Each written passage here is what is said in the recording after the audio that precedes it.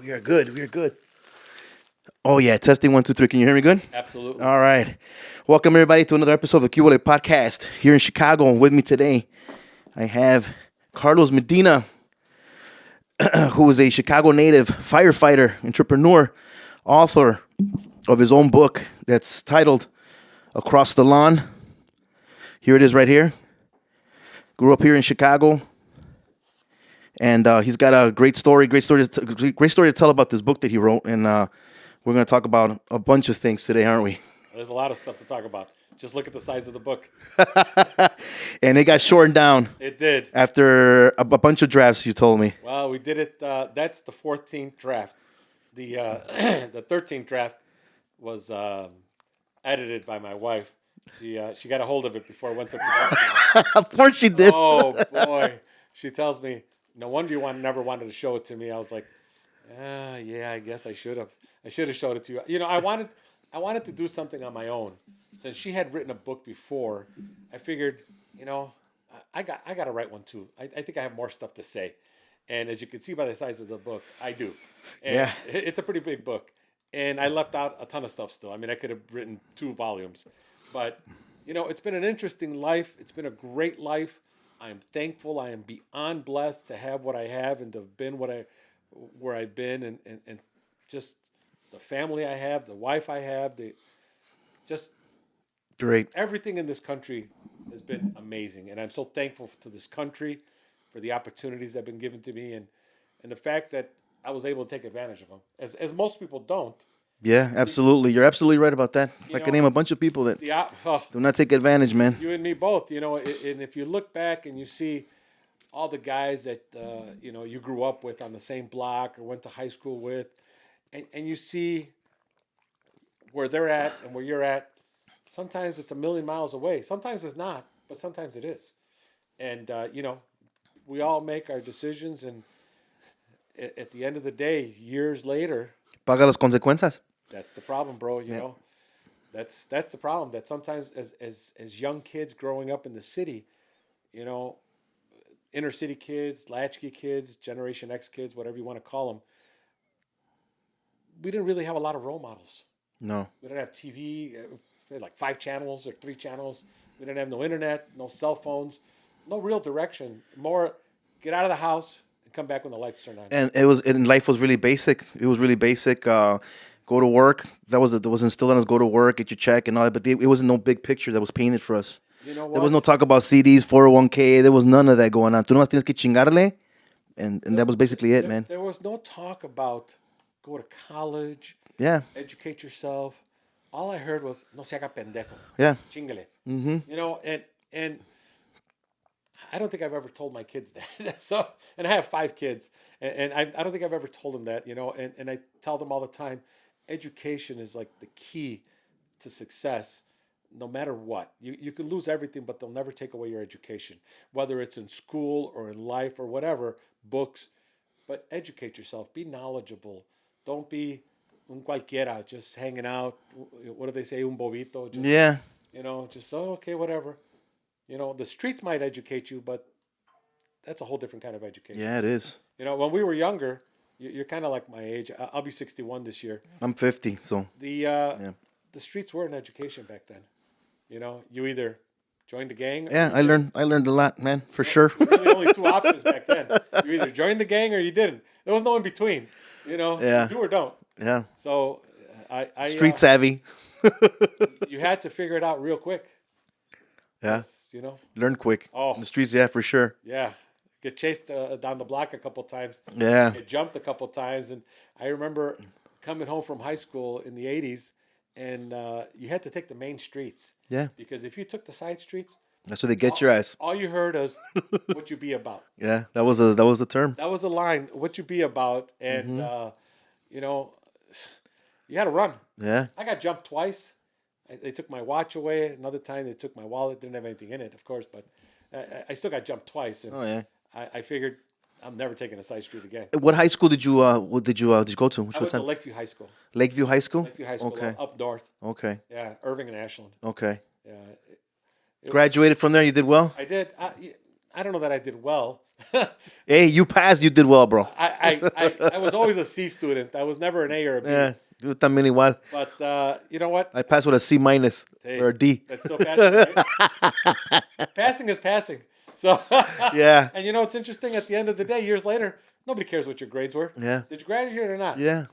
I went to college and I graduated. I don't think anybody has ever asked me what was your GPA. Nobody even cares. No one, no. You know, 40 years later, nobody cares. I graduated in 83. That was 43 years ago. Yeah. Nobody cares. So, you know what? Just do what you got to do. And I tell my kids all the time, going to college is telling a future employer that you were able to be on time for 4 years, do your assigned work, do what's asked of you to do, and complete the task that's given to you. That's all. And all that is just a prelude to a job you're going to have, because you're going to do that for the rest of your life. And this is showing the employer, yeah, this guy can do this and navigate through this and be on time and be responsible. That's pretty much what you're showing them, because you're probably going to do something completely different than what you went to school for the most part, the way they want it done. Yeah. Not the way the teacher wanted it done. So I always look at college as you learn how to learn. Yeah. You know? So. Yeah, I myself didn't have the privilege of going to college. I got college credits. But you know what? School isn't for everybody, man. I don't like the idea of parents and seeing people that are forcing kids to go to school and do this shit, and I'm not down with that. I don't like that. You know what? If Estás tirando la dinero, you know, out the window for sure, bro. I truly believe that now. Yeah. And I think that one of the reasons I went to school, and I know this is going to sound horrible, but it is what it is. Mm-hmm. I put it in my book, so it's all right here. It's already out there. 800 and something copies I've sold, so people have seen it. I did it more to prove my parents wrong. Because I heard so many times, not just from my parents, from the schools. Negative stories about teachers. You know, back then, the parents would always tell you, vales pura chingada. Mm-hmm. Nunca vas a hacer nada. Un pendejo. And yep. I never heard words of affirmation. And today, you try to tell your kids, I love you, do your best, I'm proud of you. Maybe we babied our kids. Mm-hmm. Maybe that was tough love. And I look at it back now and, wow, maybe it was tough love. But I think it motivated me for whatever reason to do it, but I did it. You know? Absolutely. No matter what. Tough love. Yeah. You know? So there's a reason for that. Yeah, well, what you're doing now with your kids, man, there's a lot of kids out there that are not getting that. So your kids están en un buen lugar contigo. I've tried to explain that to them. Yeah, I've tried to tell them, you know, how I grew up, and I tried to tell them that, you know, it was tough love and it was hard, and, you know, but you got to remember, your parents came from a place with very little education. Right. They did what they did with what they had, and we do what we do with what we have. Yeah. So you can't really blame them for it. You can blame them when you're a kid, but you can't blame them when you're an adult. You know what tripped me out to me is the whole getting married at 12, 13 years old it's insane to me. My mom was 17 and my dad was 20. Yeah, también mamá 19 por ahí. Yeah, and from what I understand, back in those times, if you weren't married by 20 as a girl, you weren't getting married. Se te fue el avión. Yeah, that was the same. Yeah. Ship sailed. You know, It's sad, man. That was their thing. That was their I don't know, man. To me, it just trips me out. It's a little kid. Mocosos for sure. Looking at back now, you're like, damn, that's a little. Y luego para venir a esa edad over here, that young. And now you look at these kids now. Can you imagine this little bastard at 17 leave Chicago to go? What? My dad they won't survive. His town, Los Herreras, Durango, at 17 years old, with $42 in his pocket. Oh, that's right. You told me you're from Los Herreras, Durango. And he has told me the story maybe once after drilling him, because I was writing his book, and because back then, the silent generation, they don't talk about anything. Right. You literally have to pull teeth. Yeah. To get 2 words out of them. Yeah. As I was writing this book, I pulled teeth. I'd go and I sit down. My mother will talk all day. My dad, he's a man of very few words. I literally have to push him right to the edge for him to give me an answer, so I don't push him over the edge. Bien violento también. real friolento. Yeah. Yeah, but you know what? Again, different times, Esta generación así son. Yeah. different people. I think for them, kids back then were be seen and not heard. So if you don't like the way you were brought up, change it. And I treat my kids completely different. I hear them, I love them, I hug them. I too much sometimes. Yeah, decirles lo que no los papás no hacían contigo. Right. Yeah, but can't really blame them for what they did because that's what they did, and they worked with what they had. Yeah. And hopefully our kids will do it better than us. It's the progression. Point. Hopefully the people after you do better than you. Yeah. Ese es todo el punto de estar aquí. Yeah. Yeah. The people that came here before you, hopefully you do better than them, and hopefully your kids do better than you. So that's the progression of immigration, I think. Yeah. Do better than the ones that came before you. But don't forget where you came from. That's right. Because a lot of people, I say that a lot, man. they forget their culture. Because people forget become their idioma, hypocrites. they Everything. forget where they come from. They all of a sudden. Eso para mí es algo bien importante, enseñarle a tus hijos el idioma. Para mí, porque ahora se ve mucho, a lot of, like, people my age that have kids that don't even speak the language, dude. Like, what happened Idioma, there, you know? La cultura, Yeah. las costumbres, Everything. cómo comportarse en frente de la gente. Yep. A lot of people, they don't teach their kids. They're too busy in their own life. But Andan en el pinche teléfono más. That's all they do. and the way I see it is, if you're gonna have kids, that's your life. You have to raise these kids. You have to pour your heart and soul into them because they are a representation of you. They are going to be you when you're gone. Yeah. So, and I tell people all the time, I said, you don't want to be gone and your kids, or not gone, just older, and your kids sitting at a table with their friends talking bad about you. You want them to talk great about you. My dad was this, or my dad is that. Te respeten también. Yeah. Exactamente, not saying, oh, my dad's a piece of this, or my dad's a piece. No, you want them to say, my old man, my father, my papa, whatever. And he worked his ass off. I have what I have because of him. He educated. You recognize that, yeah. Positive things, Yeah. not negative things. And I write in my book a lot of negativity that happened in my life. I was told many times by teachers, friends and stuff like that. I was told you'll never amount to anything. I guess I gave them that vibe back when I was a teenager, the I don't really care about anything vibe. And it was told to me a few times, and that really stuck with me. And I decided I was going to prove them all wrong. So I wanted to get out of the neighborhood so bad, and I wanted to do something. You're hungry. You're like a sponge. I was beyond hungry. I was obsessed. I bought my first house at 21, bought my first business at 24. Wow. I started buying real estate. I started buying buildings. I started buying businesses. I was like obsessed with trying to grab that American dream and like show Do it. something with it, and yeah. Well, and be like, this is what I did with it. Right. And to show people, you guys were all wrong. I did what it, look what Look where I'm at now. Yeah. Well, I am happy with my wife and kids and my family and where I'm at now. I don't care about anything else anymore. Success, money, that doesn't make a difference anymore. Peace of mind, happiness, healthy kids. To me, that's success. Yes. I was chasing money.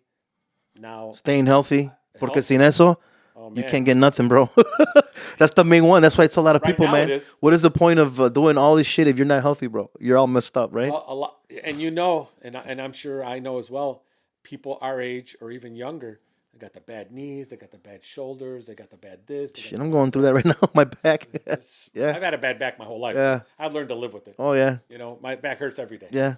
But I don't stop because of it. Right. But yeah, you have to, you just have to keep going and not stop and try to not avergonzar the people that came before you and that sacrificed everything that they had to come to this country for you to be Don't take shit for granted, a man. gangbanger or a punk or in jail or doing some pendejadas. Yeah. Just like they say in the military, be all that you can be. Yeah. So yeah, after high school, speaking of the military, after high school, I was kind kind of lost, didn't really have anywhere to go, and kind of confused about life. Yeah, same thing here. You know, You know what my dad told me though? My dad was like, "Esta casa vas a trabajar, vas a ir a la escuela. If not, you're out, brother." Estudias o trabajas. That's right, bro. Oh, yeah, that seems to be the line. Yep. I think they write that line down in Mexico somewhere. And they tell you. It's passed on from generation to generation, you, bro. When your kids get older, this is the line you're going to use. Yeah. This right here. Estudias o trabajas. O te vas mucho a chiflar a tu rancho. Yep. Yes. So I heard that line. Estudias o trabajas. I'm like, oh, shit. I better get on the ball. So I went to join the military after high school. Really? You know how the... Army? Army? Marines? Nice. Well, I tried to. Tried. It didn't work. Me and my buddy went together, and they had like this buddy system thing going on back in the day. The recruiter would come in and say, "Oh, you two join together. You'll go to the same place. You'll do this. You'll do that." I told my buddy, I said, "Hey, man, we got nothing else going on. Freaking gangs or this." Right. So that's it. And I went, but my left eye back then, I had laser surgery years later, 20 years ago, and it was legally blind. So after going through a couple of medical things, they said, "Pa fuera. Hit the road, Schmo. You can stay, you just can't stay here." Yeah. Got lucky, you didn't ship your ass way back over there, huh? On the other side. You don't have to go home, but you got to go somewhere. Yeah. And not here. So vámonos. Don't go away mad, just go away. Exactly. So I was kind of decepcionado, so I did what all good Mexicans do. I went to Mexico for 3 months. Yeah. Stay with the tias over there. Hell yeah. Because every time, Pues ni modo, mijo, ¿qué le vas a hacer? That's what they tell you over there. Mijo, ¿por qué no se va a México a ver cómo se arregla ya con sus tíos? Yeah. Because apparently, they'll straighten you out in Mexico, from what I understand, when you're a kid. Oh, you're going to work for sure when you get over there. Exactly. That's what it's all about. Go la chinga. That's what it is. So I went down to Mexico for like 3 months, and then I came back, and then I went into school. But it was a great 3 months, and it was not a lot of work, more hanging out with my cousins. Oh, yeah. Messing around. La pura vida. Oh, it's great. Young man driving. And you know what? It was so safe back then. I didn't worry about anything. My cousins lent me a car. I was driving 3-4 hours to different places, different towns, from La Ciudad Durango to our town, Los Herreras. It's like 3-hour drive. It's like from here to the Dells. Mm-hmm. Dude, I was doing that all the time, back and forth, without a worry in the world. Yeah. Now here I am, 17 years old, in another country, driving around all over the place. I don't even want my kid going to the corner throwing out the garbage by himself because I'm worried about him. Yeah. But back then, didn't seem like it was a different world for sure. It was an absolute. I miss it, man. I miss it. do I I. miss it. I miss it. I miss the my childhood things I used to do: playing marbles, shoot, kick the can, hide and seek, all that good stuff, That's man. all we did. Running bases. That's all we did. The canicas. Oh my God, man, that showed me how to shoot marbles, man. That I missed all that, man. I really do. Playing flag football outside in the snow, bro. Oh. In the middle of the street. No, sketching. Ándale también. Sketching, which is unheard of now. Well, first of all, you can't even grab a bumper. Yeah. They're all out of plastic. That's right. Sketching, and the people would stop, remember? And then 4 or 5 kids would jump. They know you were on there, and they would take you. Take you to the end of the block and then stop again. Yeah. It was a complete. And you know what's interesting? Nobody had all-wheel drive. How did they drive back then? Yeah. No front-wheel drive either. Yeah. These big old clunky cars with rear-wheel drive. Heavy as hell. And they were, I don't know. It was a different world. Absolutely. The fire hydrant outside, getting wet outside, turning on the fire hydrants. That was the shit, bro. Nobody does that anymore. ¿Quién tiene la llave? ¿Quién tiene la llave? Right. Now they come and they We close got a it. monkey wrench. Oh, no. We've been called out to close a few of them. Oh, yeah, I bet. Yeah. In the hood for sure. Oh, yeah. They just turned on for no reason over there. They Well, don't turn even it on just and they waste put water. Either a tire and a 2x4. Yep. And then Vámonos. freaking whole block. Oh, yeah. Freaking wet. And, The good old days. yeah. I even got pictures of my mom and my uncles jumping in there. I grew up on 21st and Walcott. So I got What a is lot that, of pictures Pilsen or by Hoyne. Village? Yeah, Pilsen. Pilsen? 21st and Hoyne. I got a lot of friends at Pilsen. 21st and Damien around there. Yeah, I grew up there since the age of 10. Loved it. It was a It's good changed time. a lot. Yeah, it has. It's gentrified a lot.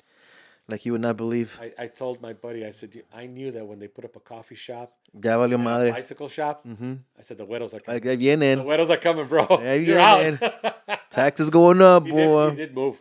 He moved to like Melrose Park. Yeah, mucha gente se fue. Yeah, no, my buddy. Los que tenían ya las casas ya compradas or whatever, paid off for, they stood. Rented them out or did whatever, they lucked out.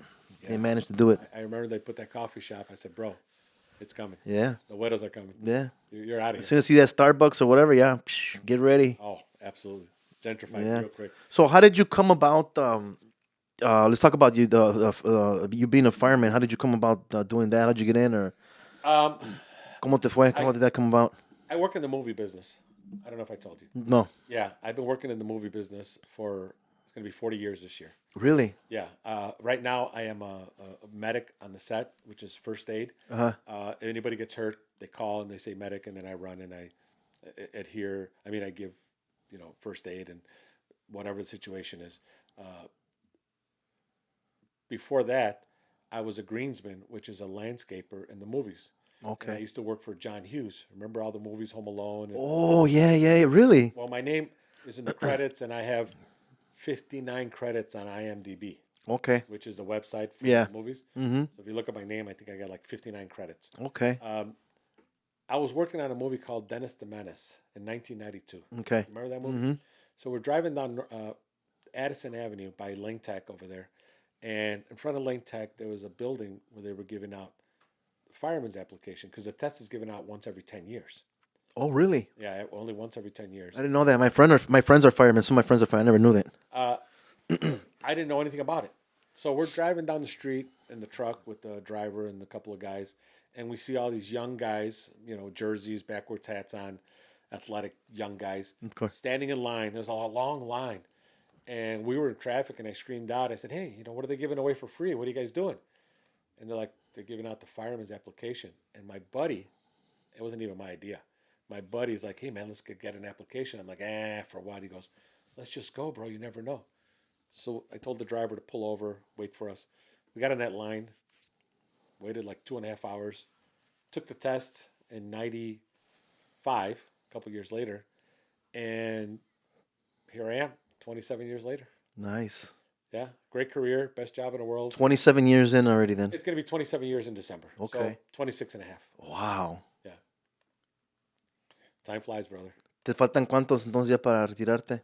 About 2 years and 2 months. Damn, that's nothing, bro. You're going to do that with your head standing on your head. Well, I'll age out. You can't be 63 years old there. Oh, no, you can't? Mandatory retirement. Oh, okay. You got to go. Again, you could stay, you just can't stay here. Yeah. You can go home. That's twice in your life. Que te va a Oh, pasar. my God. That seems to be a reoccurring thing in my life. Oh, sure, you can stay, just not here. Yeah. Somewhere else. Okay. No, well, that's great, man. And you know what?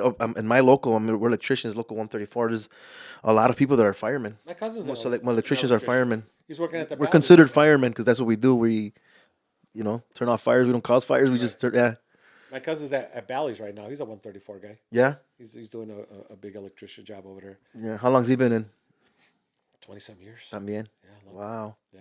No, yo tengo 22 en loves local. Yeah. He loves it. No, yeah, no, I got out of the field. Now I'm working out at McCormick Place now. Yeah, I'm tired of being out doing construction outside. Yeah, that's it. I'm done with it, man. I truly believe there should be more tradesmen. Yeah. My grandson. There's a just big got- demand for it right now, man. Like you'd never believe. My grandson just got into the laborers local, and he's happy. And college was not That's for a him. He ton of tried work. it a couple times, and I said, "Listen, kid, do what you got to do, but do it with passion. Do it with give everything you got. I don't care." Martin Luther King said it best: "If you're a garbage man, be the best garbage man that you could be. Be the best at whatever it is that you do, but be good at it. Be passionate about it, and love your job." Yeah. And Take pride absolutely. because that's what it's about. Because with us electricians, it's all about pride. You got to take pride in your work, man. In your workmanship, in your craft that you're building and trying to master. You have to be good at it. You have to take pride in it. Well, I think that's you do in well. anything that you do, Mm-hmm. no matter what. I Absolutely. don't care if you're decorating cakes or tuck pointing or siding. You know what? If you're good, and it'll show. And if you're not, that'll show also. Yeah. So I tell these young guys at the firehouse all the time. I'm the old guy now, the abuelo, the viejo, the senior citizen, the whatever. It's all the guys at my house are all like in their 30s. So I'm like twice their age, Okay. and they give me crap all the time. And I tell them all the time. I said, be ready so you don't have to get ready.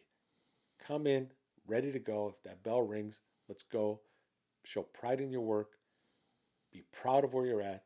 Be thankful of where you're at. Right. Because you know how many people took this test Right. and you're here? And take it serious. Like it's the same thing with us electricians when we see these guys out in the field and we're like, dude, why did you even? Why are you here? You don't want to work. Like there was someone's. You took the seat of someone who really wanted to be here and make a difference. Maybe somebody with the wife And now you're kids. quitting. Like you're Right. shit. Oh, yeah. I don't get that. I tell these guys, instead of complaining, you should be thanking God for this job that you have and this opportunity that not too many people can get. I said, so be grateful for what you have.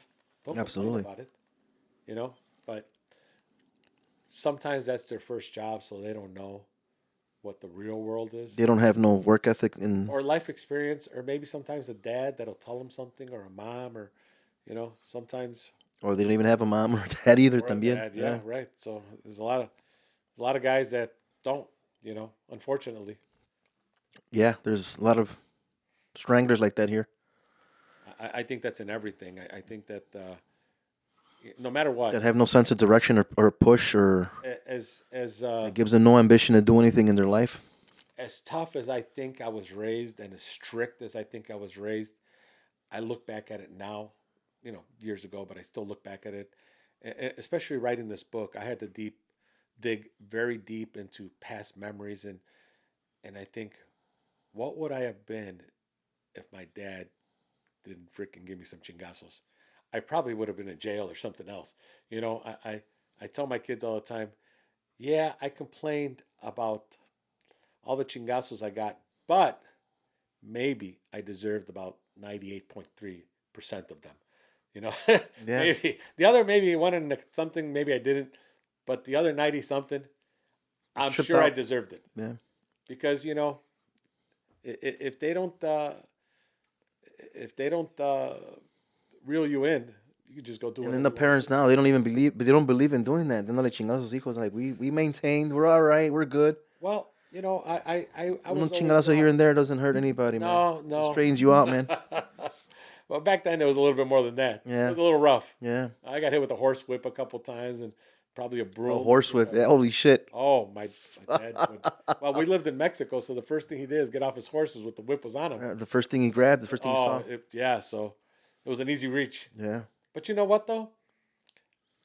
I may have needed it, because I was a rambunctious kid all over the place.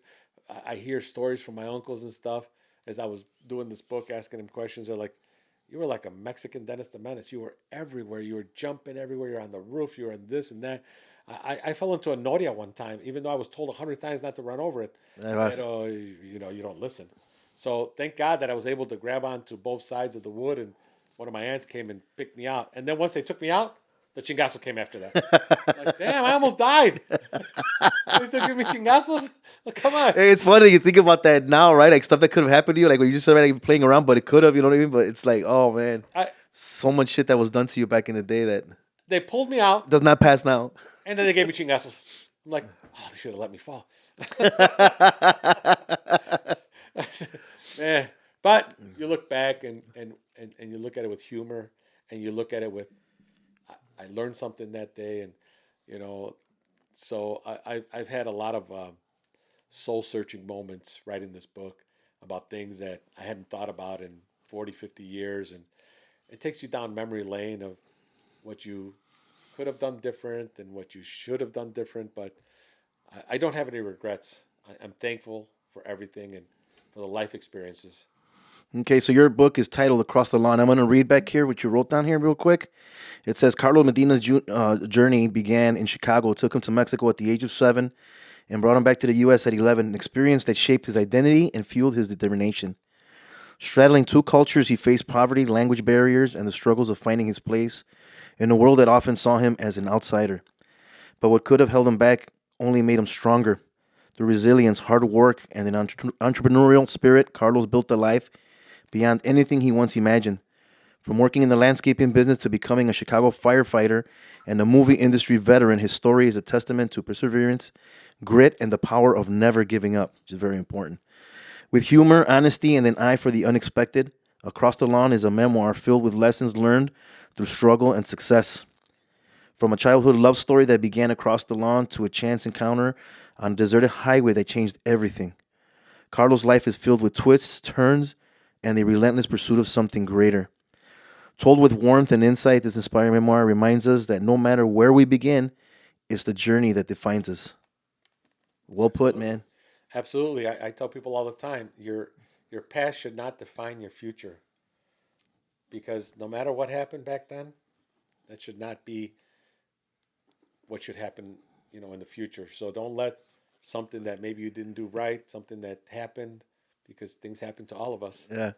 So I just went ahead and opened it up right now. Vamos a ver cuál pinche página abría. Mira, ¿cuál crees que abrí? Chapter 22. Uh-oh. Living large at the nightclubs. Oh, man. Isn't that amazing? It's just to let you know, man. Look at the picture in there real quick. A picture? There's a picture real Oh, quick. you got pictures here too? Oh, Dude. Oh, bro, I love pictures. So do I I. put in 78 pictures in there. Let me see how many nightclubs you went to, dog. No, I didn't put how many I went in there. I just look at the picture of Rush Street. Oh, yeah. Oh, my God. Yeah, that's a great picture, Is that a dude. great picture? Well, you could zoom in later, but oh, my God. This is awesome. So you got nice pictures in here. This is great. Oh, I got a lot of pictures in there because I like pictures. Dude. Yeah. Mira las motos. Oh, man. That was my Your Honda. yeah, that was my first bike. That was my first bike I learned to drive in Mexico, a Honda 650, like there's a yellow and black. Mine was a 360. Really? I bought it for a stereo. That's a whole nother story. I bought it. I traded it. Wow. I traded it for a Jensen or an Alpine stereo. Oh, God, it was worth it then. Oh, come The on. guy who got it from me, Por favor. and he didn't want that motorcycle. No? 360 CB. I never drove a motorcycle in my life. I took it home. I don't even know how, bro. I don't even know how I drove it home. He's like, oh, yeah, do this and the cambios. Llévate la primera. Boom, así te la I llevaste. knew how to drive stick, so I had the idea. Okay. Pero I knew how to ride a bicycle, so I had that idea. Yeah. So I figured I'd put them both together. Yeah. And you go, what can go wrong? Yeah. Oh, probably kill yourself. Holy You'll be fine. Don't worry about it. Wow. There's a picture here of you, too. Carlos appeared on the cover of a magazine riding his Top Gun motorcycle. Look at that. I bought the. That's awesome, dude. After Top Gun, I loved that motorcycle so much, I went out and bought it. And then this guy saw me on a commercial. We were shooting a commercial, and he saw that motorcycle, and he asked me if I wanted to be in his magazine, and he put that picture of me in the magazine. Oh, nice. Yeah. So tell us about your the first business that you purchased at age 21. That's pretty interesting, No, man. I bought my house at 21. Oh, you bought your house at 21? Bought my house at 21, and back then, believe it or not, most people don't know this, there was no credit scores. No, back then, no.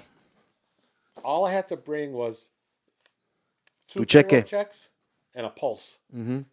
That's all I had to have. Pretty much show that I was breathing and that I had a job. Yeah.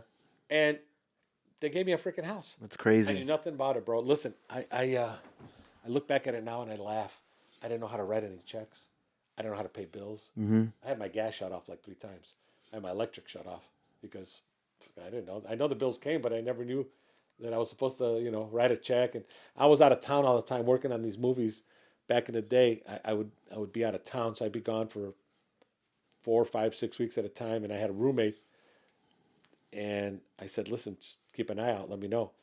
But back then, I was young and I didn't really care. I was making money, and I was like, whatever. And then he'd call me and go, "Hey, man, they just came to shut the gas." Oh, man. I said, "Okay." So, I'd have to pay it and stuff like that. But it was a lesson that I knew nothing about buying a house. I had no business buying a house. I was just driving around. The first for sale sign I saw, I called the number. The guy came out, must have said, "Oh, I got a pendejo right here. I'm going to sell this house." Man, what a money pit. I spent so much money on that house. And Really? I remember it was a lot and a half, almost 2 lots. And I remember it was so overwhelming that I was having like painting parties. I had a buddy who was a DJ, and then I'd pop open the grill and I'd invite all my friends over and I'd feed them and have music while they help me paint or do drywall. There you go. Fix things. And Así se hacía. that's how I got it done. With the help of a whole bunch of people. When I demolished an apartment, I had them all over. That is badass, man. I was throwing parties all the time. And it was all about the parties back then, remember? Yeah. The house parties, but mine was a yard party. Yeah. But it was a great time. I look back now. Love the block parties, the old school block parties back then. They were much better than today. Oh, hell yeah. And I think everybody got together back then. Mm-hmm. Now it's like maybe 3, 4 families, maybe 5 if you're lucky. And No, right here, when we have block parties, nobody participates across the street. It's just always our side. We're all the party animals. isn't that crazy, bro? Yeah. And then what I did when I first moved here, I was like, you know what? I have to get along with my neighbors because I already knew the deal about how it was. So I have to get along with my neighbors. So as soon as I got there, me presenté. I'm like, hey, mate, I'm a single guy. I like to party. And, oh, you party and this and that? And I would have all my neighbors come over. Really? Have a cookout. Boom. I would have big Halloween parties. They would all come participate. And guess what? Never had the cops called on me. Never had a problem with any of my neighbors here at all. At all. So what era of music do you play in your DJ? Mostly house music, old school house music from the 80s. Love that stuff, bro. Yeah, I play everything house, but I don't just get stuck on one. Toco de todo. Porque yo bailo, yo hago todo. So You yo, really? yeah, salsa, merengue, whatever. Lo sé bailar. When I was young, that's what I did. I danced. And I was a real shy kid, but I learned that I want to learn how to dance. Y con eso, I broke my shell. Man, I And wish that's I how would it have learned started. how to dance. Yeah, I was never a dancer. started getting into I always DJing. wanted to. The music. My cousins were the ones that taught me, my girl cousins. Enseñame cumbias, luego. Así fue como agarré ánimo and I started learning how to dance. I'm like, oh, I can do this shit. That's like the one thing I that and playing an instrument. Women love them. Yeah, man knows how to Yeah, dance, man. absolutely, man. Do you know how to dance? Yeah. I know. But that's all I play really is old school house music. But I mean, I play everything across the board of house remixes, whatever. I hear my Toco de wife todo. telling me all the time that I'm stuck in the '80s and I'm stuck in the this and that and the '80s this and '80s. I got my kids listening to '80s music and Oh man, it's the best era, man. I look back and I think, man, what a Movies, wonderful music, time to everything. be alive. And the kids today will never know We're the last era to do all those things. house parties, Yep. Daytimes, those Rush Street. daytimes, Remember the Shelter, China Club, Kabooms, the warehouse, all of those Warehouse, nightclubs.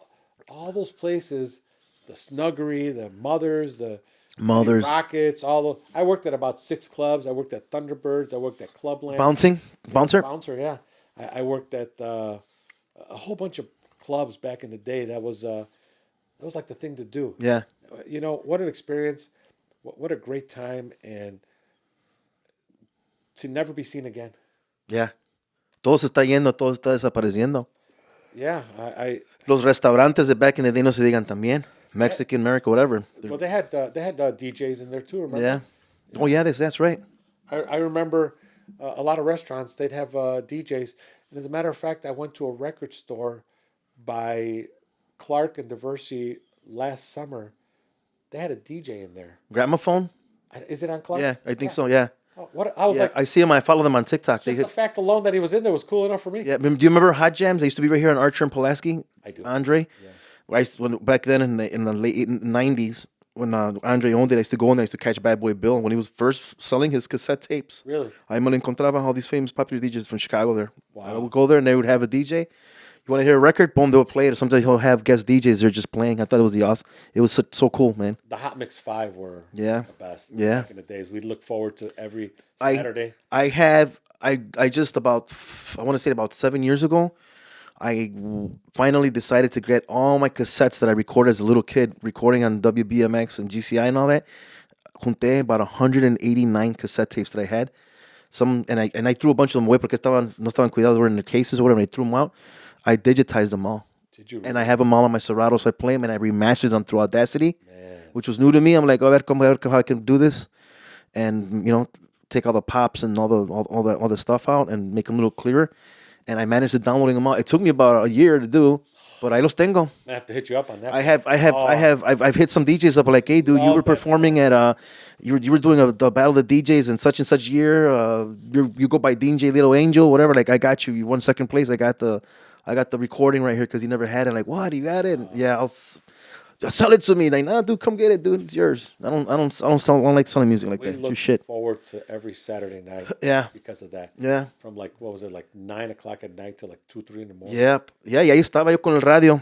Oh, everybody was. Yeah, my dad did it. My dad loved it porque se la pasaba, me compraba los cassettes mientras que estaba en la casa cerrado ahí doing my thing and airbrushing or doing whatever it was. And I wasn't out in the street. What a time to be alive. Yeah, man. Because I was doing that too. I was airbrushing when I was in high school. I was airbrushing, doing hoodies for the party crews back then and stuff like that. Really? So I was doing that. I was into graffiti art. I was a knucklehead. I was a tagger for a while there too. No, I was too busy. So I was doing that. Too busy into working and trying to Yeah. do something. I remember when I turned 24 years old, I bought a buddy of mine approached me, a guy I went to college with, and said that we should start a business together. And I said, well, what do you think? And he's like, well, this new franchise, Subway restaurants, which started in '89. So in 1990, he approached me, and I said, sure, let's go check it out. So we applied to buy one and all that stuff, and we had to go to Subway University. Really? There's an actual Subway University. Well, there was. Now Okay. it's all online. In Milford, Connecticut. So we had to drive to Connecticut for a month and put ourselves in a hotel and To do training and all that, or right. okay. Right. Well, while we were there, we were hitting the clubs. Oh, I knew it. I knew you were gonna go there. There goes the fucking money for the Yale. business. We went to Yale. We were freaking all over the clubs in Connecticut. Oh, it's all Hispanics, all Puerto Ricans. over there. Potorros, yeah. My friend's dad's they, over there. They can party. Oh yeah. And Puerto Ricans can party. Bro. Yeah. And so we were hitting the clubs. ¿Cuál estudiar? ¿Cuál estudiar? Bro, we were, wow. It was a great time. Oh wow. Oh my God. Yeah, ¿cuál sandwich making? Ni nada. Shit. Loving every day, bro. Doing this, puro ejercicio with this. Coming in at 1, 2 in the morning, had to be at school at 7. Oh, Wow. yeah. It was a good time, but I look back and I think, man, an experience that a lot of people will never have, No. will never do. It was No good clue. time. Totally clueless Oh, about. Yeah, no, I didn't even know there was a university for freaking making sandwiches. That's But crazy. there was. We pulled up on it. We're like, oh crap, this is a big building. Wow. So you did that. Wow. That's an accomplishment. Yeah, man. we bought one, and then about a year later, we bought another one. So we had 2. So todavía las tienes ahorita. No, I sold them. Really. I think I had them like maybe 2 years total. Pero te fue bien. Me fue bien cuando los vendí. Okay. That's what I meant. Yeah. Food is No. it's hard to handle, bro. Employees, food, you know. Y ahorita ya está bajando la calidad de Subway también. They're not in a good place. I'm talking 1990, Yeah. 36 years ago. That's a long time ago. That's a long time ago, bro. And Wow. yeah, no, we sold it and went and bought a car wash. Really? Yeah, I always wanted a car wash. I ended up buying 2. Really? Yeah, we bought a car wash, and Igual, compraste y las vendiste.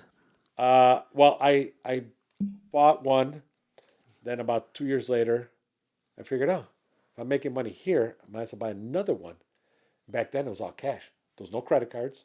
There was no nothing. It was just all cash. Yeah. So I knew a friend in high school that did it. I think he did it. He partnered up with a dude, then he opened up his own. Pero got married, and then I think he got divorced, and that was it for his business. So I never talked to him about what happened to his car wash, but he was doing well. yeah, no, it was great because automated car washes were really low quality back then. Not like now. Now they're great. Yeah. But back then, it was real low quality. So hand washing was the way to go. And all these guys, I remember all these papi chulos with their nice cars. You know, they had to have their cars washed every Friday and Saturday. Huevo. Just That's what it was about. Saturday mornings, andabas ahí todos. we had a line every Friday afternoon. We'd stay open late Fridays and open up early Saturday because all the papis chulos with their nice cars, with their Mercedes or their Cadillacs or whatever they had, they'd be in line already. And also, don't forget the armor on the tires. That's right. And don't forget the freaking, what was it? The jasmine spray inside. They love Yeah. that jasmine, bro. Oh my God. Oh my God, I forgot about The that. jasmine spray, bro. Holy shit. It's so toxic. That's one thing that se me escapó. I forgot about that. Remember Wow. jasmine? That was like the spray. I don't even know if they sell it anymore. Damn. Jasmine. You know what? I'm going to look that up when you leave. I'm going to check that out. Bro, A ver si lo I encontramos. was buying 5-gallon buckets of jasmine. Everybody wanted jasmine. That was like the papi chulo scent back then. You know, it's just hey, bro. You know what I miss, man? You know what I really miss? And I talk to my girl about this all the time. Los pinches apple pies de McDonald's from back in the day. Oh, right. Cinnamon apple pies. Oh, Oh they're my not the God. same. Heaven. No, yeah, no, cambiaron. And bro. as close as it came, I think, was Dunkin' Donuts that came out with it, or Taco Bell. I forgot what. It came really close to it. But man, I dream about those all the I time. loved them. Loved them, bro. Oh, my I did God. 2, 3 of them. The one chingazo. Yep. Pero por eso estamos como estamos, bro. You know, oh, me too, bro. Oh my God. Yeah, too many apple pies. Too many freaking McDonald's. Yeah. The spray. Wow. I totally forgot about that, man. The sexy guys wanted the black gold. Yeah, the black gold. Those are the sexy. Those are real papi chulos. Yep. Yo, bro, put some of that black gold in there. Yep. Okay, bro. Okay. So those are the 2 big. Nobody really wanted the new car smell. The new car smell was in the 90s thing for us. Yeah. I mean, that was later. That was Yeah. in the 90s. Yeah. But in the 80s, it was Black gold. Jasmine and black gold, bro. Hey, and extra armor on the tires. Yep. Because you got to be real freaking fly. I remember when I went to Mexico, I saw the paisas over there fucking poniéndole Coca-Cola en las llantas with a rag. I'm like, what? Really? Yeah, I never saw that, bro. Did you ever see that done over there? Yeah. I thought it was like because I remember seeing a couple of people here in Chicago doing it, but I'm like, I went to Mexico and I got to see that. I'm like, Coca-Cola. Yeah, they would Well, put the pop. first time I ever saw in Mexico, it was used oil on a sponge. Used oil On también. a sponge. Yeah, eso sí. And now the Armor All is done with a sponge or a spray gun. Yeah. Everything is so much automated and so easier Yeah. now. But back then, we were putting it. It was like a brush. It was like a big round brush, and it had real soft bristles. And you would put it in like a little pan, or you'd spray it on it, and then you'd rub it with the brush. Yep. But now it's usually the sponge or the spray. And I noticed so much easier now. I see these guys with all these air guns blowing everything out. Back then, we weren't blowing nothing. No. Vámonos, cabrón. Yeah. We were so busy. We didn't have time for any of that. No. It was like, I think we were getting a car out of the line like every 5, 6, 7 minutes. I mean, we were doing like over 100 cars a day. Wow, that's good, We were man. real busy back then. I mean, we're cranking cars out like not, probably doing 10. ¿Y qué te dio las ganas de vender? ¿No te estaba yendo ya bien al último? Or It was. you wanted to do something No. different? Or? No, some lawyer approached me and said, hey, I've been noticing your car washes. I've been looking at your lines. You want to sell them? I go, everything is for sale. ¿Cuánto? Y vámonos, caliente. No. He's like, what's your price? I go, I don't know. Give me a couple of days to think about it. Then I came back. I go, I'm going to go high because I really didn't want to sell them. And he's a lawyer, so he got money. He did. He said, okay. But I still owned the buildings. So he rented the buildings for me Oh, okay. for about 7, 8 more years. And then I sold them because they got real crazy taxes and all that stuff. Yeah. So, I mean, and I figured I sold them because I had taken over my dad's landscaping business, which I ran for 25 years. Okay. So that helped you with the business ya después, no? As far as like managing or how to go about approaching a business and how to... No. Well, I had businesses successful with it, already or- before that. Oh, okay. No, I had businesses. I had 5 other businesses before I got to the landscaping. Okay. No, Oh, wow. I had a landscaping company, and then I opened up a union landscaping, a smaller one to get union jobs. And then Nice. my wife and I opened up a flower shop to go with the landscaping. So it was always about trying to do more. Man, I wish my mom would do something like that. But it got to the point where I was working 3 full-time jobs for like 35 years. Te estabas ya matando. I was like, you know what, this is not good for me. I knew it was time to sell. I had an anxiety attack on the highway one day when my guys called me and said they messed up a big job. A big wall that we did fell down, and the customer was out there, and he was screaming about suing us. And I'm thinking, I'm going to lose everything. And Nobody got hurt? nobody got hurt. And, Good. and it wasn't as bad as they told me. But I was on the highway coming back. Bro, I had to pull over. I was having an anxiety attack. Yeah. And I thought, I'm going to kill myself. Why? Why am I doing this? So, Took a step back and... I took a step back big time, and I reevaluated the situation. And I said, you know what? I don't need this. So I started selling. I sold all the buildings I had. I sold the businesses. I sold everything. And now I only work 2 jobs. But I decided... Not only 2. You went from 10 to 2. Yeah, exactly. I still work 2 jobs, and I love what I do. And I can't complain. Right. I'm completely blessed to have what I have. But I thought to myself, I'm not a spring chicken anymore, bro. Peace of mind, health is more important as you get older. Quieres tener la mente clara. tranquila y clara. Yeah, absolutely. And you want to work less too. Well, You don't want to work anymore, man, because it gets harder as we get older. it's harder to get up. Yeah. And I got to sleep like freaking 10 hours every day. Otherwise, ando pa la chingada, Yeah. I got to be in bed by like 8:30. Yeah. Remember back in the day, 2 in the morning? No, I cut down. Yeah, I cut down on my drinking as well, and like I stopped smoking completely for a while now. But like the other day, once in a while I want to have a beer here or there, whatever. Have a little cigarette. Like yesterday, I had a cigarette. I haven't had a cigarette in like months or years. And once in a while, I'll have a little drink. Pero me tomo 2, 3, and the next thing I'm like, I'm hungover, dude. And I gotta drink water. If I drink water at night, I'm good. I wake up like nothing, no big deal. But the hangovers, I notice, like, wow, they carry on over a day. I'm like, holy shit, this is Can't bounce bad. back anymore. Yeah. I tell these young guys, man, back in the day, you'd be at the club till 4 or 5. Go to work, Get get an and a hour half of sleep, and go to... go home and take a shower Yep. and change and go to work. Yep. Now, Thursday, Friday, Saturday, 3-day repeat, man. oh man, Y luego domingo, the whole day resting and just eating garbage at the house for years. You know how many Sundays I missed on bullshit, just spending it at home, recuperating? la cruda, bro. Qué pendejo. Well, yeah. And then when I stopped, I'm like, later on, years in life, I'm like, holy shit! Like this is what it's like to wake up at 7. You're looking like, damn, it's barely 3 o'clock. Holy shit! Because you woke up at 8, 9 in the morning. You're being productive and you're getting all this shit done. Yeah. So imagine all those Sundays that you fucking threw away. Doing what? Doing just sitting down on your ass watching TV, recuperating from a hangover. Well, I was never really. And did you enjoy it? Did you remember anything? No, because you got drunk or whatever. And it's I pointless. would go to the clubs, but I was never a drinker. The last time I was ever drunk, I was 21 years old. Really? And then I don't think I've ever been drunk again. I've had a couple beers here and there, but never to the point of being drunk again. And I stopped smoking cigarettes like almost 30 years ago. Really? I really enjoyed them. Back in the 80s in the club. Lo acompañabas con una cerveza, 1 beer, 1 cigarette, 1 beer, 1 cigarette. No, not really. Más 3 cigarettes, 1 beer. Coffee.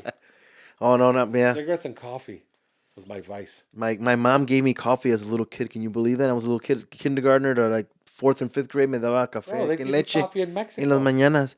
And my girl's like, "What? Your mom was giving you that? Like that was so bad. Why would you do that to a kid?" And that's why I'm hyper. That's why I am the way I am. We were drinking coffee as kids. Yeah. Because I thought it was just me. So there's plenty of us out there. Coffee or Coca-Cola. Yeah, no Coca-Cola, no soda, no, pero el café sí.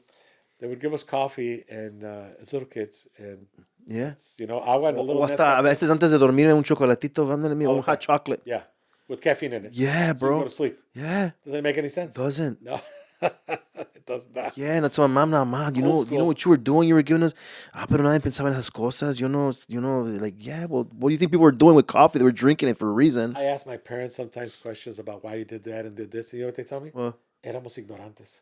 yeah. Like, really? That's the answer? Well, at least they admit it. You know how many people would not even acknowledge that, que eran I ignorantes? go, why'd you do that? Pues éramos ignorantes. Que sabíamos. O la otra palabra, no es cierto, exageras. Oh, I've heard that 100 times. Oh, No es cierto. exageras. Yeah, what about this and this? What about when you broke a broom on my back? Ay, no es cierto. I go, I know exactly when that happened. That's funny because my mom did the same thing to me. She broke a plate over my head, but she claims that it was cracked already. She like, if word would have gotten out to your dad that I did that to you, oh my God, hell to pay for when your dad. My mom did break a broom on my back. Pero ya estaba quebrada, hombre. Ya estaba doblada. Yeah, okay. Ya estaba doblada. Yeah, Ya. exactly. No era nada, hombre. Todavía estás bien, ¿verdad? No te pasó nada, ¿verdad? Pero no eres un hijo del diablo tú, cabrón. Oh, man. And you know what's interesting? I probably deserved it. That's the worst thing about it. Yeah. I didn't remember that part until years later. But for her to grab a broom and hit me, I probably did something real dumb. I like the fact that my mom says this a lot when she talks to people. She tells people like, like when she was raising us, she's like, no, mis niños eran buenos niños. They weren't compared to los sobrinos, not like, oh my God, like nothing. These kids were horrible. Even, Really? oh my God, they were bad kids, man. So I'm like, man, yeah, I was a really good kid compared to these. Maybe they needed some chingazos Yeah, they did. to straighten you out real quick. They needed it. Sí se los daban de vez en cuando, pero no como nosotros nos daban. Well, being raised in Mexico, I remember my uncles hitting us. I remember my grandfather hitting us. It's like anybody could hit you back then. Yeah. It was no big Hasta deal. los vecinos te daban Oh, they give permiso. you a freaking chingazo in the Ya me lo head. chinguedo, no se preocupe. And then, They when give you go permission. home and complain, ¿qué hiciste? Has de haber hecho algo. Or if you got your ass kicked and you came home and your dad kicked your ass again for getting your ass kicked. I remember when Pendejo. when we moved to Mexico, I was about 7 years old, and I think I got 5-6 fights with the kids there because I was a little pocho, a little mexicano, a little güerito, a little this, a little that. I guess my Spanish, which I think is pretty good, 'cause I spoke Spanish before I spoke English. I didn't speak English fluently till I was about 12. So it wasn't good enough for them. So they would call me names. So I'd constantly be fighting. I was like fighting all the time with these kids. Because again, they would call me names and say things. And so we're going to go chingazos. A los chingazos, And then I remember wanting huaraches de llanta. Oh, yeah. I wrote a whole section in my book. On that, really? I had shoes. Because it's such a memory that I have that I asked my mother for huaraches de llanta. And they wouldn't get them for me because I wanted to fit in. I wanted to be like the other kids. Yeah. But I had shoes. And my dad had a pickup truck. And we had a rancho, And so we stood out. riquillos, of this, of that, and it just, even though we all lived on the same block, on the same street, in the same neighborhood, they find something to pick on. So it took me a while to finally assimilate to everybody and for them to figure this kid ain't leaving. So we might as well just say, Yeah. screw it, you know. But yeah, I finally went and bought myself. A couple years I went to Santiago in Durango, and I bought some huaraches de llanta. Not to wear them, but just to have them on my shelf to remind me Yeah. how far we've come. You know, Yeah. to remind me that 50 years ago today, I was living in a house with no indoor plumbing, pisos de tierra, no electricity, Casas de adobe. casa de adobe, yes, and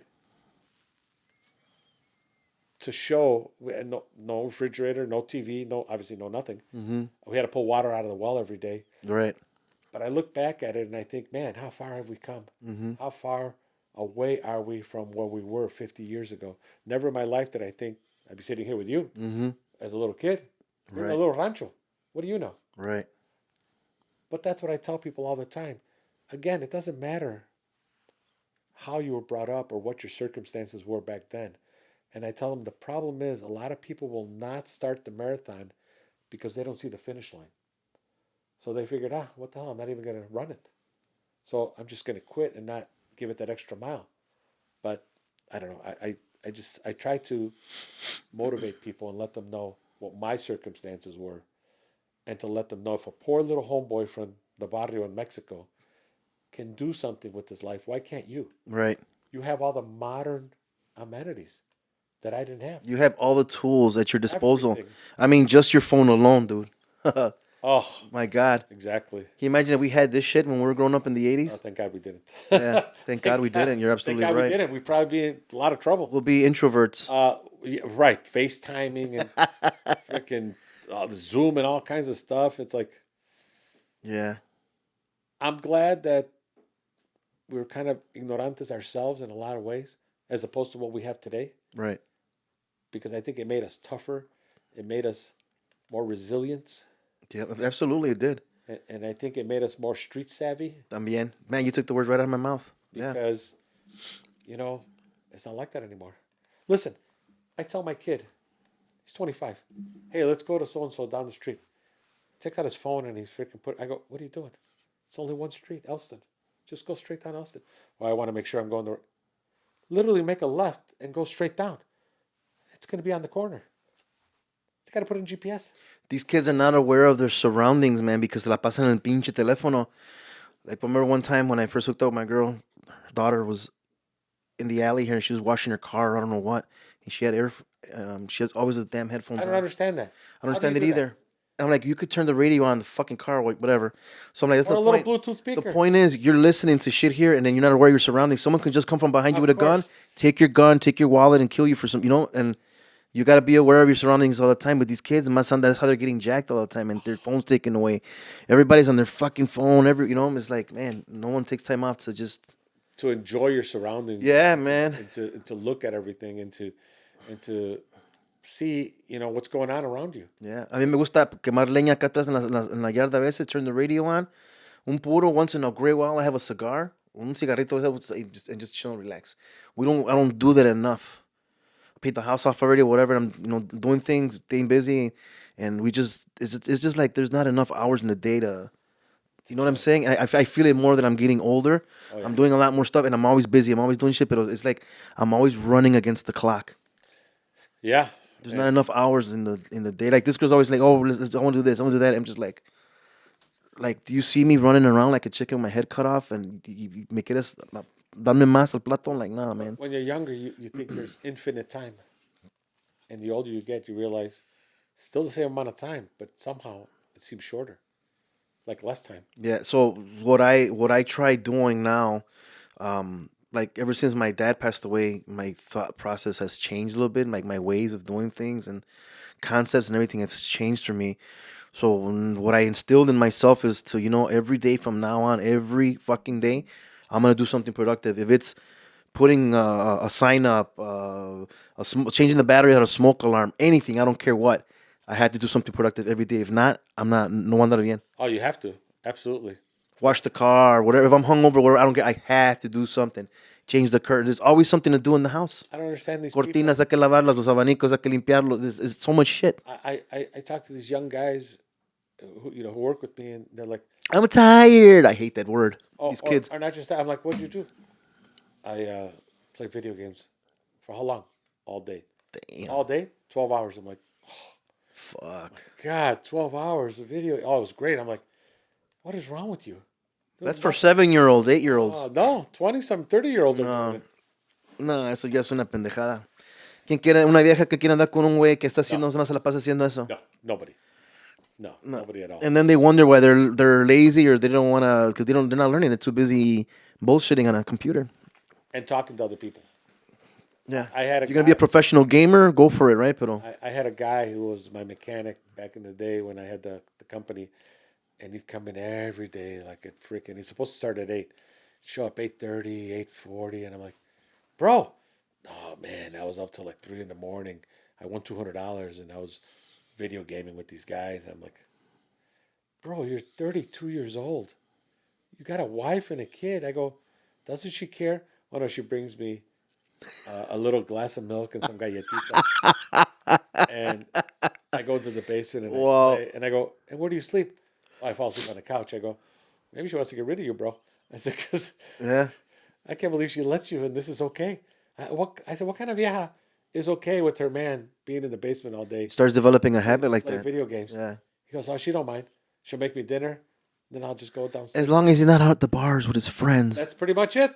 Oh, yeah. They're satisfied with that. That's what he said. It's stupid, man. Right. He goes, La all right. mentalidad está bien. As long as he's not with his buddies and he's at home. Que haga lo que quiera. Wow. Yeah, no, he does it, bro. And he's from the DF. Well, Ciudad Mexico now. Yeah. And I tell him, bro, I'm freaking chilango, man. What's wrong with you? Crazy. Oh, I love it, bro. I'm like, La pura vida, la pura vida. You just don't know. I go, bro, you're 30-something, bro. Hágase hombre, mijo. Yeah. My father would tell me. ¿Para dónde vas? You're going in one direction. No. Oh, está acabado. It's a whole different thing. But no, I saw your interview with my boy and With who? Jehu? Jehu. Yeah, I was gonna bring that up on how you met him and how you guys came about meeting or what. Yeah. I came about meeting him. I saw him on TikTok. Okay. And I'm on TikTok all the time. I do videos every day on TikTok. Carlos Medina Jr. is my... Follow him on TikTok, guys. Yes, please do, for some, hopefully, inspirations. Yes. And some laughs. And I saw him, and I saw his hat. Well, I buy a lot of hats. I think you're a hat guy. 76 hats. Okay. And I just started. I never wore a hat in my life until I started doing videos. Really? And I saw these guys doing videos, and they always had hats on. And I thought, man, that's cool. I never wore a hat, ever. In 40-some years, I've never wore a hat. I was against baseball hats my whole life. Then I saw these guys, I'm thinking, man, maybe I should do that. But I got a cousin who lives in New Mexico, and he makes hats. So I'll just send him a logo, and I'll say, bro, make me this hat. And he'll just make me hats. Like this hat I'm wearing now. It's in my book, Across the Lawn. Yep. And he just makes me hats. So I try to make every video with a different hat. You know, I had a Santos one on the other day, and I had all these different kinds. But I saw his hat said 312. I love house music. I'm like, I've never seen a hat like that before. So I reached out to him, and he came all the way to the firehouse to bring it to me. Yeah. And then I gave him a book. And after that, we've just been going back and forth and talking. And I'm like, you know, just like how I met you and how I meet a lot of people on TikTok. That's how I met him. I met him on TikTok. Yeah, you know, there's so many cool people out there. Yeah. You just got to reach out. Yeah. And well, as soon as he touched base with you, I think like 2-3 days later after I did the interview with him, he sends me a picture of your book, and then he's like telling me stuff like, "Hey, dude, I met this guy. Boom, boom. Look, check this out, whatever." And I'm just like, "What?" Instantly hooked. I'm like, "I want to meet him." Yeah. He's like, "Here, I'm hook you up with him." Blah blah blah. Like, I'm like, "Oh my god, this is awesome!" I told my girl. My girl got excited. She's like, "What?" Yeah, get him to come, man. No, I get his book. Let's get his book. Listen, yeah. When we connected, I'm like, I want to come on your show. I want to let.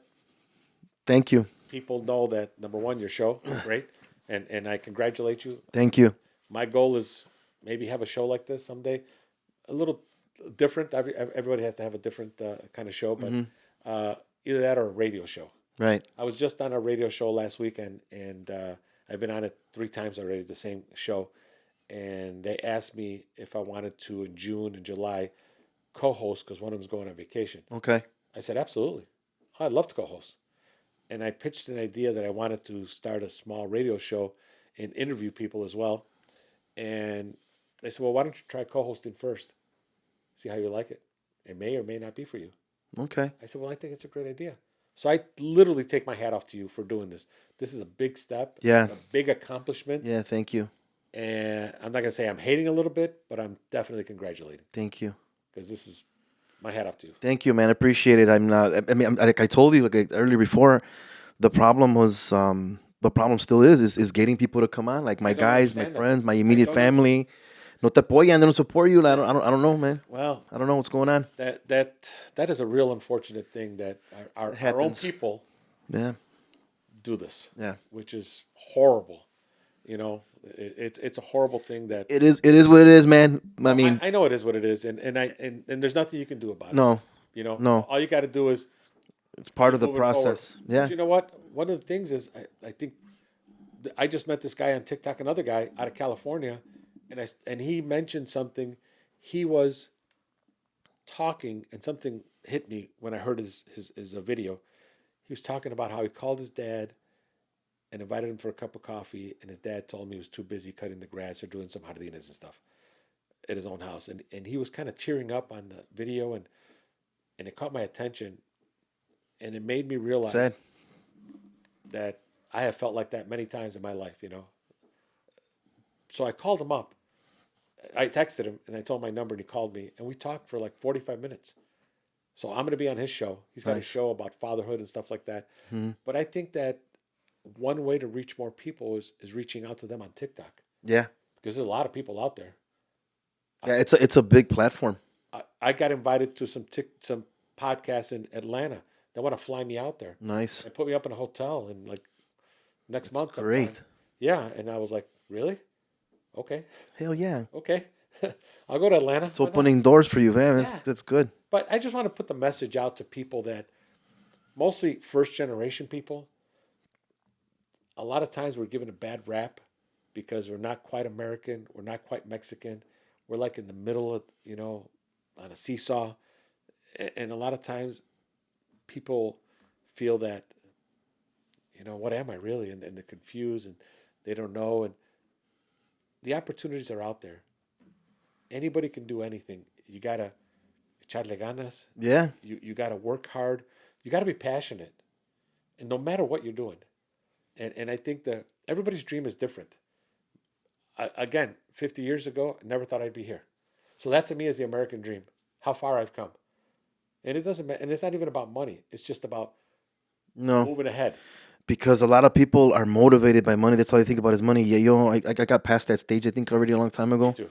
No te vas a morir. You know what I'm saying? You know, it's not going to happen. There's So no Brinks trunks following you to the cemetery. yeah, and if you do your homework on how money is and how it works, its function and government and all this, and you do your homework on it, it's no importa. I tell people, Saca el dinero del banco, ponlo on your couch. right. As long as I have enough money to buy myself a freaking cup of coffee and a meal, Yeah, I'm good. yeah, but yeah, man, you know, I'm really glad that you did come here and do this podcast with me. It means a lot, and I really appreciate I appreciate what you're doing and how your story, everything, and this book that you wrote that's so important to you. I know it is, and it's gonna be it's a big hit. I'm pretty sure. I haven't read it myself, but I'm gonna read it, and I'm proud of what you're doing, man. And I'm glad the message that you're sending to people, and yeah, I'm just proud of you, man. Glad. Well, I thank you. The book is available on Amazon, and one of the things that I'm doing with this book is all the proceeds from the book, I'm donating it to my local high school to give a check to a first generation Oh, student. nice.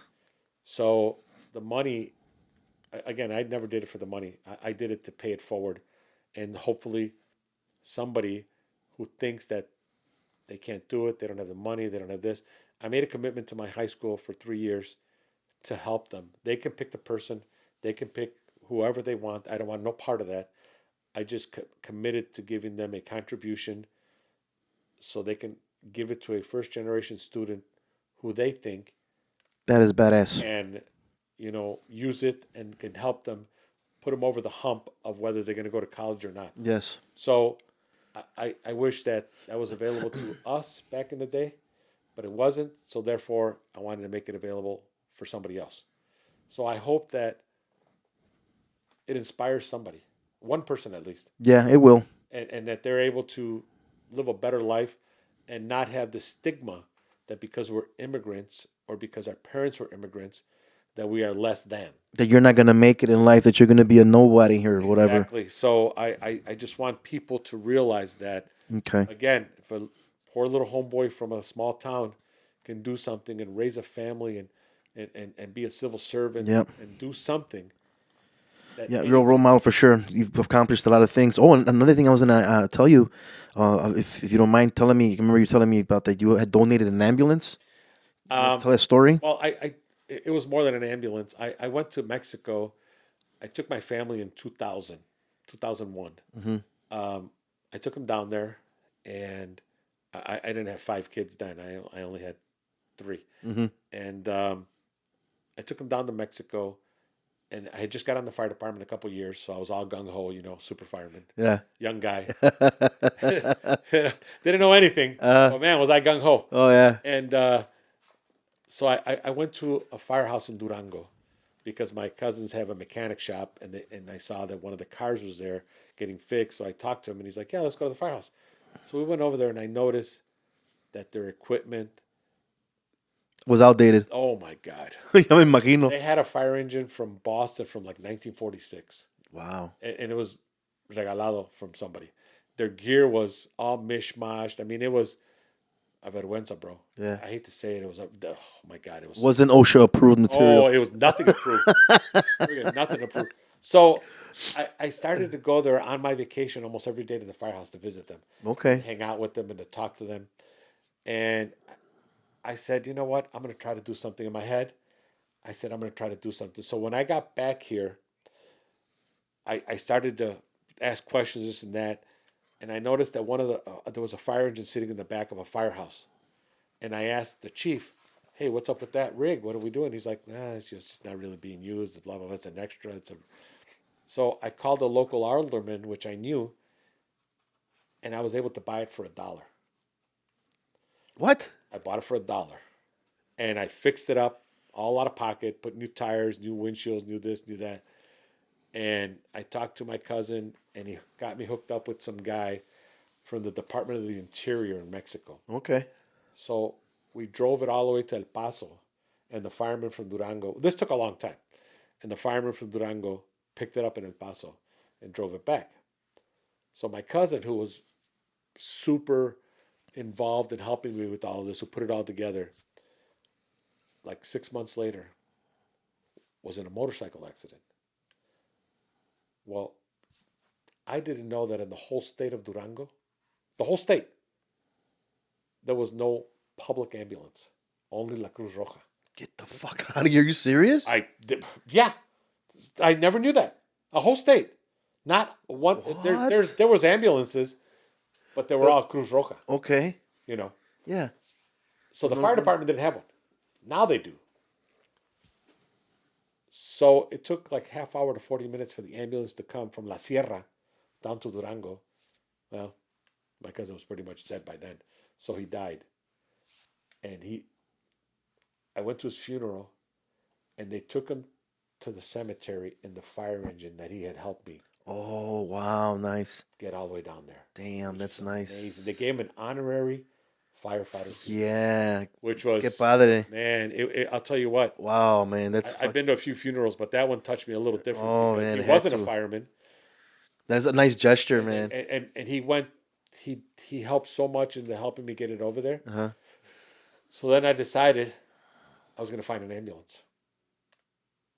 So I was in the Reader. Okay. I was on the news as Chicago's very own on WGN. WGN. So somebody from Milwaukee calls me and he goes, hey, I just bought this ambulance. I was going to turn it into an RV. I saw your article. I saw this. I saw that. No way. I want to give it to you. Really? So he met me at a restaurant outside of Wisconsin somewhere. I drove over there, and he gave me the truck and the trailer and everything. He goes, my cousin died in 9/11. So I want to do this for a fire. Oh, wow. Right. It was right after 9/11.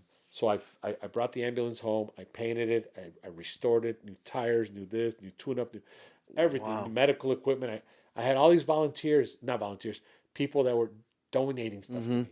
So la llené hasta arriba, bro. And I knew a chief who was in charge of the gear. Well, when we change gear and it's outdated for us, after OSHA says your gear's only worth good for like 5 years, See. all the gear that was exchanged, he gave it to me, and I loaded the ambulance to the top, bro. Like 50 sets of gear. Everything. So we drove that all the way to El Paso, and they picked it up there. Wow. And they called it Águila Uno. Nice. Águila Uno. Nice. And then a couple of months later, I donated another fire engine down there that I found here. And then they called me about 6 months later and said they were going to have a big, like an unveiling.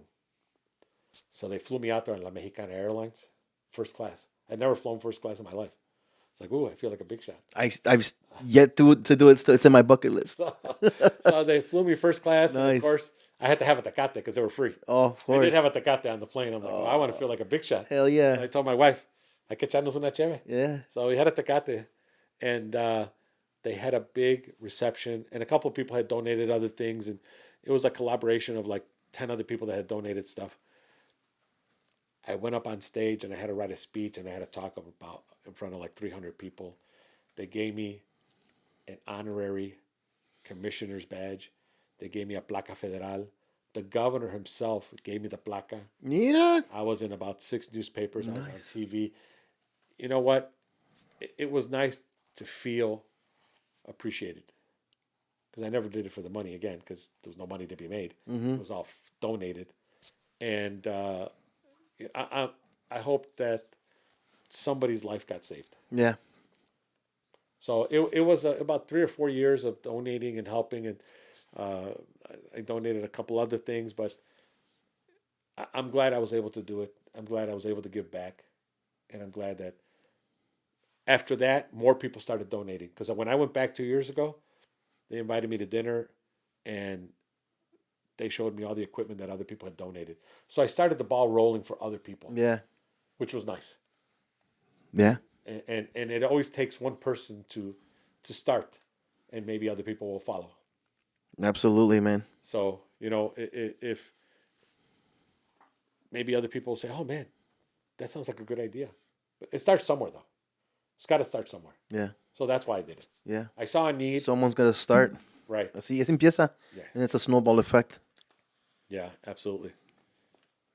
Wow, look at this. Carlos's first car, 1969 Cutlass. Cutlass Supreme. Bro. Look, wow, that's a nice car with the racing strap. Okay. Yeah. You don't know más. I took my wife on my first date in that car. Yeah. 1982. That's how you got her, bro. I met my wife in 1979 when she was 13 and I was 14 at a playground.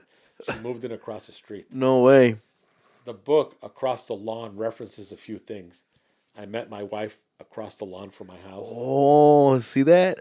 It references Nice. across the border. And I'm then glad I asked that question. Look at across that. the lawn. Okay. So the reference, Therefore, yeah. and the homage is my life was always across the lawn. Yeah. My future Yeah. was always across the lawn. Yeah, that was nice. So- Nice touch. Across the, yeah, that's nice. Nice title to the book, man. So when I was sitting in front porch with my cousins, being cabrones, like Good looking kid, man. that's not me. Well, that's an AI That's an version AI? of me. Wow. Right, with about 10 pictures that I put in there. Galanazo. AI, right. I wish.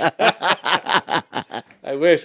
I put in a whole bunch of pictures of myself as a kid. You're like, no, this is not likable. No, this is not likable. That was a good looking kid. That's a I'm like, good looking. I want to look like him now. Yeah, that's a good looking kid, The bro. hair, man. Look at the hair. Hell yeah. Wow. So we're sitting on the front stairs, and my wife has 7 sisters. So, Y ahí andas cogiendo. bro, I just told her yesterday Thank God I picked right in the middle. Oh God. La mejor, bro. Yeah. Right in the middle. Boom. I said a little to the left. I wait. Yeah. To the right. No mames. Yeah. So right in the middle, bro. I got lucky. That's cool, man, that you named the book that. Yeah. And you thought of that whole thing. Yeah, your whole life was literally was across the line. If Was you across look me. at the introduction, if you read the introduction, I think it's the introduction or the right after the introduction. Uh-huh. I think I wrote something in there that The introduction itself? introduction. Yeah, I think I wrote something about my wife or my son. I wrote it for the family, but what was I? Who I was doing the book for? Is it the introduction or before the introduction? One of those. You want me to read a little bit from it? Or the other one. I think it's smaller. Is the other one in front of that? Truth is, we have. Hold on 1 second. No, you got the table of contents and you got the introduction right Yeah, away. no, that is the introduction. Yeah. Yeah. Author bio all the way in the back. Okay, well, I'm gonna definitely read this, man. For sure. What I see. That's one thing. I got another book that they gave me not too long ago. I think my stepdaughter gave it to me, and I just have not. And this girl's like, "Hey, let's start reading." ¿Cuándo tiempo? No tengo tiempo. The more you read, the more you realize you don't know. Right? And the more you read, you're like, oh man. You're not gonna believe this, but some of the TikTok videos, some of the stuff you see, man, you just like I'm just like blown away by some of the stuff that. This is, I don't believe everything, but yeah, you could tell when stuff's AI or when this and that or whatever. But there's A lot of interesting. AI. Yeah, there's a lot of interesting stuff. It's in there, man. It's like. I'm Did you know hooked on this? Did you know TikTok, that? And I watch it every day, and I make videos every day, and I repost videos every day, and I think the stuff is so interesting, and there's so much stuff out there that you're There like, is. man, how are people so smart? So you're on TikTok and what else are you on? What other social media do you have? YouTube? You have your own Instagram, Instagram? and Facebook, Okay. all under Carlos Medina Jr. Carlos Medina Jr. So that people can know how to yeah, because I'm gonna end up putting all that information after the when I post the podcast on YouTube. I'm gonna put all your links and everything, all your social medias in the bottom. Yeah, But it's good to I'm on all of know. those, and And your book can be found where? Amazon. It's Strictly Amazon? available on Kindle and paperback. Okay. So not it's not on what is it, audio, because That's what I was gonna ask you. I have too many pictures. I didn't Okay. want it in audio, and the reason I put all those pictures is before I wrote the book, when I was starting to read the book, I went to Barnes and Noble and I looked at their memoir and biography section. I started looking at what everybody else was doing. A lot of people were putting pictures in the middle. A lot of people were putting all the pictures at the end. I think I put 78 pictures, but I put them in almost every chapter because I think that the picture ties in the chapter. And I think that if you read You can put the story to the picture. picture. Right. And you can understand, and you can say, oh man, look, like the car. Oh, that's what he's talking about. Yeah. It shows you exactly. El carro y la historia. Right. Boom. Right. Las puedes juntar las dos y okay. I remember I went to, I asked my wife on a date officially, and she told me, you got to go ask my dad. And I went over there. She's like, and then it was very difficult to, as a 16-year-old kid, to go ask a señor, can I take your daughter out, And he's like, claro que sí, but you got to take this, this, and this. So we brought about 6 people with us, all these little kids, on the date to the movies. Nice. That was the only way they're going to let me take her out. So I loaded up the car, and we went to go see E.T. Oh man, I went to go see that movie with my dad. So in the drive-in back, that was another thing I missed. The drive-ins. Oh, I love the drive-ins. Oh my god. A lot of fun. They had one I heard in Wheaton. I think it's gone already. There was one left, right? I know. I don't know where it is, but they're still very cool. Yeah. I'm sure there's still some somewhere, but with the internet and with the TVs and with everything else and the 95-inch TVs now, it's like, wow, why even go? Yeah. I had a question for you about your book. Do you have them translated in Spanish or nomás en inglés? I do not have them translated in Spanish. No. No. Pues ni modo, se jodió la raza que no sabe hablar o leer en inglés. But if you buy it on Kindle, Uh-huh. there is a translating app. Oh, there is. And you can just download the book from Kindle. I discovered that a few days ago. And it'll read it in Spanish. Yeah, that is awesome. So, para la gente que quiere comprar el libro Across the Lawn, pues ya saben la información. Está bien. Yeah. Okay. Absolutely. Great, man. This is great. This is great. So I was trying to look at. I was trying to take a peek at some of these pictures because I'm a picture man myself, Oh yeah, absolutely. and I'm scrolling through some of these. I'm like, what? Like, oh, look at this card. This is the one that just stood out right now. And then the nightclub one. I can't wait to read this book, man. The nightclub was a different time, bro. You know, Yeah, it it's was a something good that we all time. went through. It's we find ourselves talking about them all the time. Like even when I'm on TikTok or DJs are playing or whatever, and they just start talking about, hey, so and so used to play at this spot called the blah blah. Oh yeah, yeah. And oh, I forgot about that place. The next thing we was getting into a whole conversation about the nightclubs and the whole scenery of back in the day.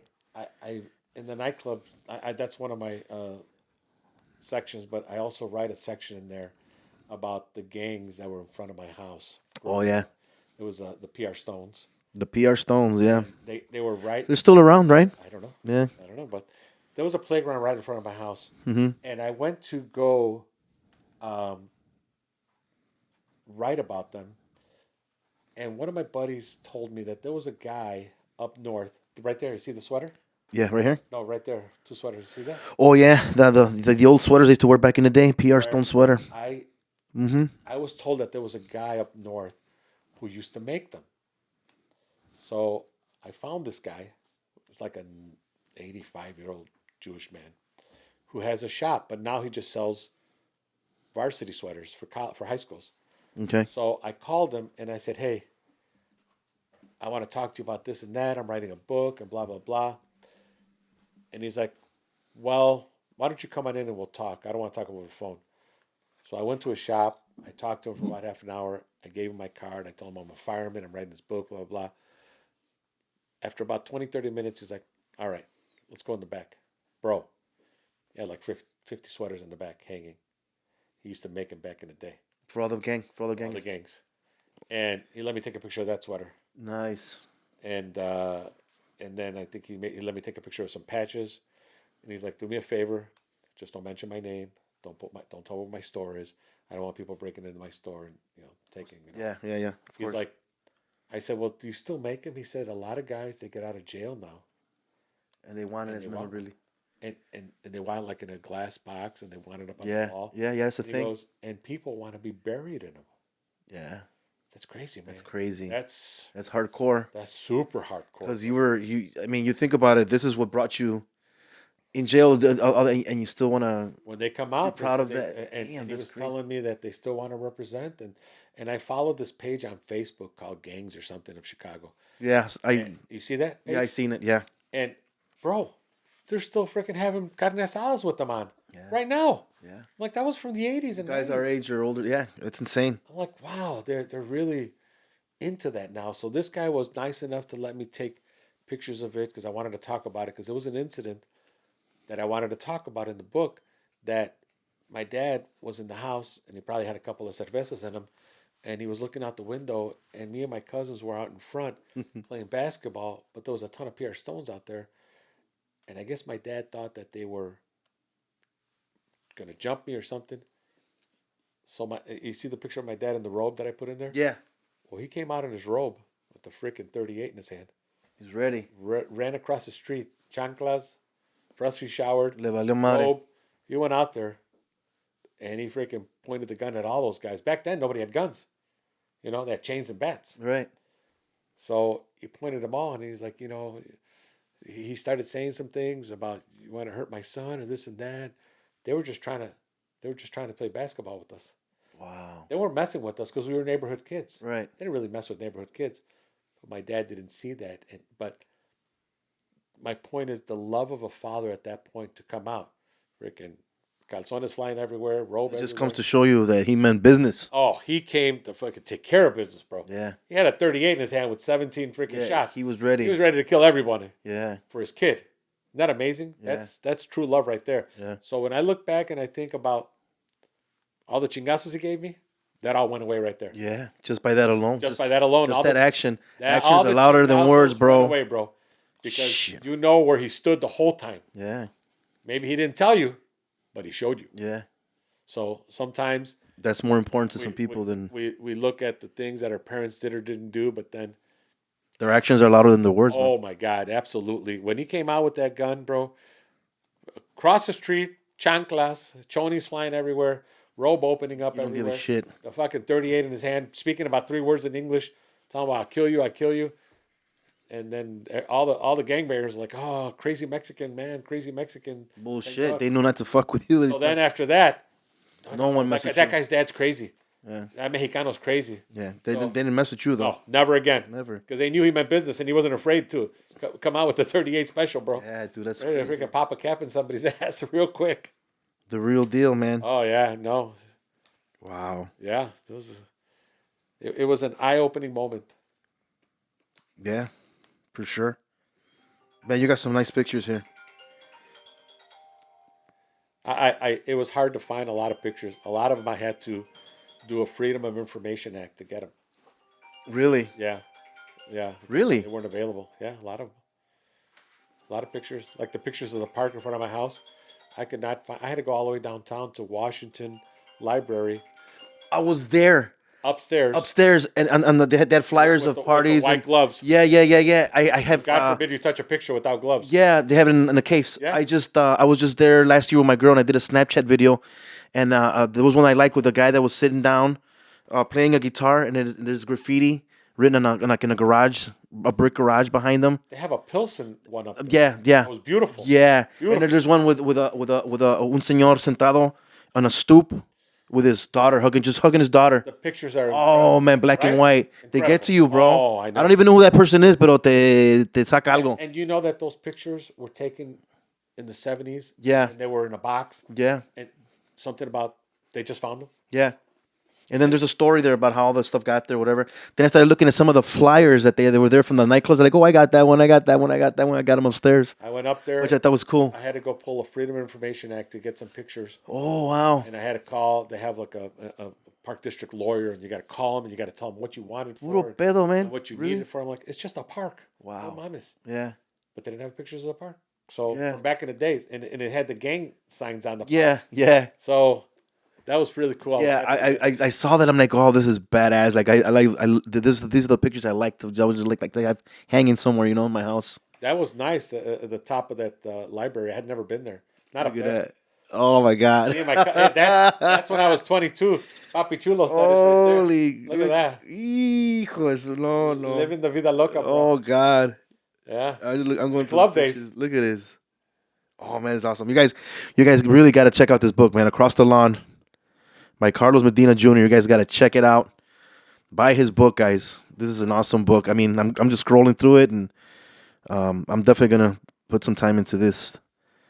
So check him out, guys. He's on social media. And thanks for being here, man. I really appreciate Thank you. you And very much for having hopefully me. we're gonna have you here again for a part 2. Oh, I'm ready anytime. Because we bro. got more to talk to. I mean, I'm pretty sure you got a place to be right now. So far we've been on for an hour and a half. Oh man. Phones are ringing and stuff, but I'm glad you made it here on this fine Sunday. It's Sunday, right? It is Sunday. On this Sunday afternoon, and hope you come another time. And I'm glad you made it out here. And Read the book, and then I'm sure you'll have a lot more questions. oh yeah, for sure. That's where the part 2 comes in. I've been invited to, like I said, a radio show 3 times already because the first time they didn't read the book, the second time they read the book, and the third time they're like, "Man, we have so many questions to ask." Yeah. The last time, Yeah. and I go, "Shoot, let's go." Yeah. So yeah, I got answers. that's definitely gonna be the part 2 when we read this. So Absolutely. okay, well, Thank you so much for thank you having so much for being here, and much more good luck in your endeavors. And we'll be hearing from you soon for the part 2. So much. Thank you guys for joining the QVOLEPodcast. Chicago, we are out. Thank you. Peace, guys.